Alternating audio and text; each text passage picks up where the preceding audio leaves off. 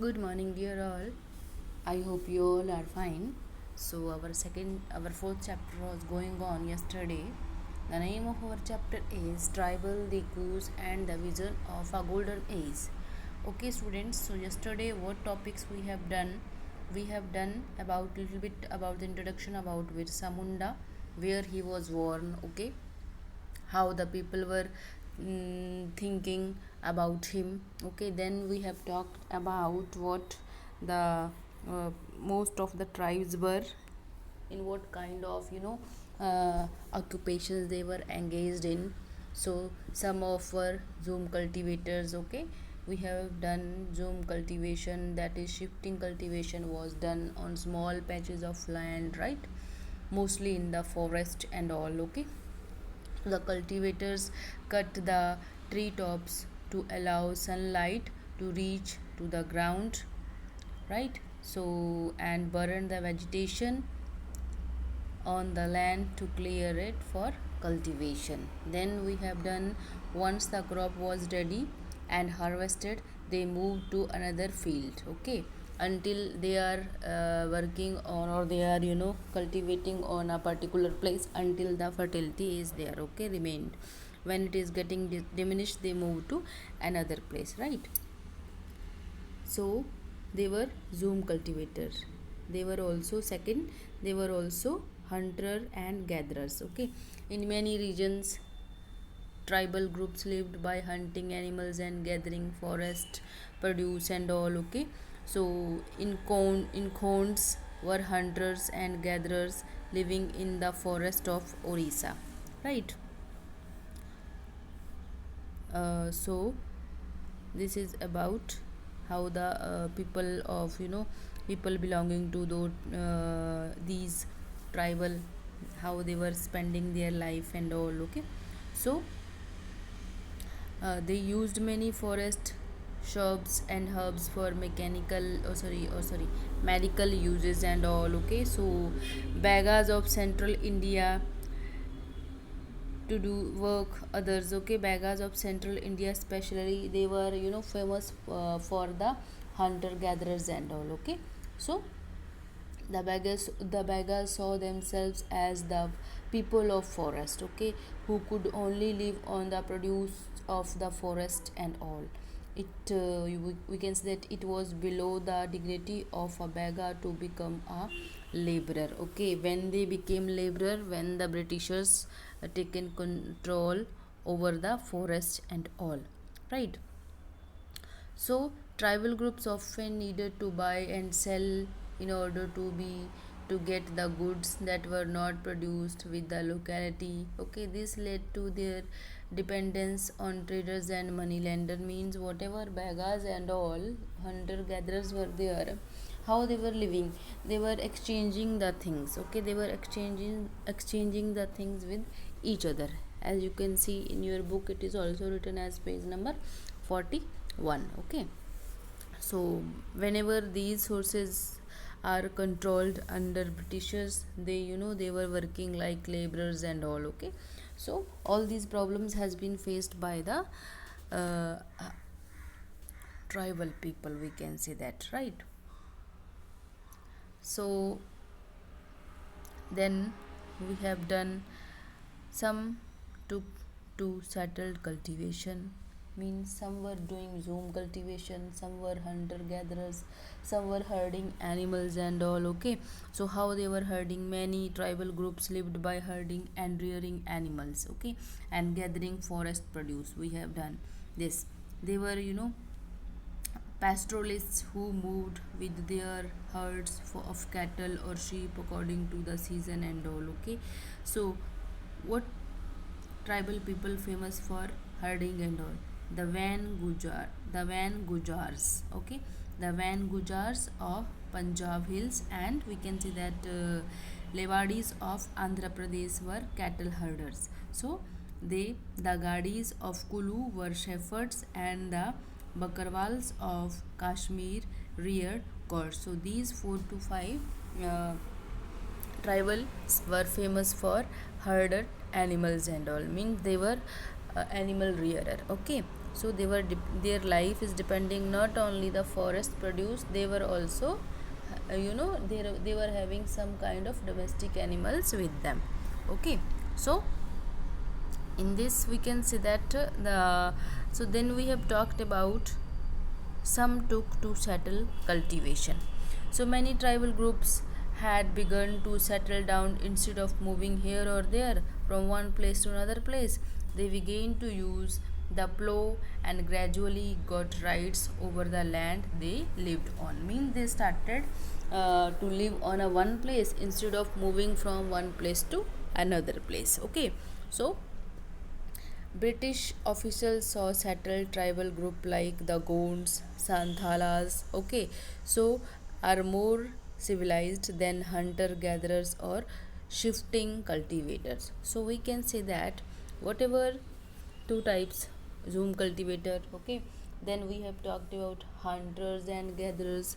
Whoever the settled cultivators were there, they were more civilized if we compare to the zoom cultivators and the hunter gatherers. Okay, so in this we can say that when the Britishers started to check on these things, yes, these tribal people are staying or started to stay on one place or started to live on one place, and then they started to take control of the forest under their control, only Britishers. Okay, so now, next topic is about how the British rule affected the tribals. Okay, how the British rule uh, affected the life of tribal people, right? So, we will do this topic today.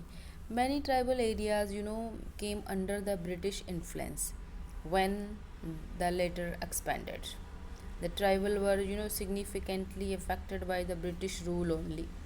Christian missionaries, moneylenders, okay, planters, British officials, and Jamindar encroached upon tribal habitations, which resulted in a number of problems and all. Okay, so even though administrating the tribal area was, though yet the British managed to you know gain access and establish control over the resources available in these areas. Initially, what was going on? Initially, in the starting, whatever the forest resources was there, they were under control only the Britishers. But after the interference of moneylenders, Christian missionaries, Jamindars, and the Britishers, now they are controlling all the forest produce under them only. Okay, so their policies was to keep the tribals away from the mainstream so that they did not rebel against them. So they were they wanted whatever Britishers wanted to keep away the tribal people from all these things. Okay, so first they separated them from the forest and forest produce. Okay, now they were also thinking ki these whatever the tribal people or adivasis are there, they should keep away from us so that they cannot you know go against the Britishers and all. So in this way we can say that. Okay, so loss of power, we can say that the tribal chiefs were quite powerful, okay, in the starting, initially. Okay, in the colonial period they enjoyed economic power as well as the authority to frame laws related to the lands. Okay, tribes of the forest and all, means the tribal people were making their own laws and government. Okay, they were not working under any jamindar, they were not working under any moneylender, talukdar or British people. Okay, so some tribes such as the Bhils of southern Gujarat collected taxes. They also allowed grazing of cattle by Banjaras on their land.